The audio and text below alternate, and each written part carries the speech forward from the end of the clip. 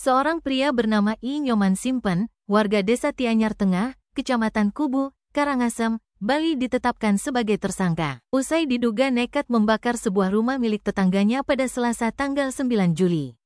Aksi bakar rumah dilakukan tersangka pada Minggu tanggal 7 Juli dini hari. Tak ada korban jiwa dalam kejadian ini, sebab pemilik rumah tidak ada di sana. Kapolsek Kubu AKPI Gusti Agung Bagus Suteja yang dikonfirmasi awak media membenarkan penetapan tersangka tersebut.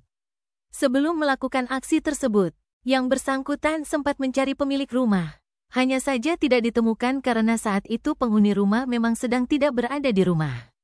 Untuk melampiaskan marahnya, pelaku melakukan pembakaran rumah. Tetangga pemilik rumah yang mengetahui kejadian tersebut kemudian memberitahukan pemiliknya.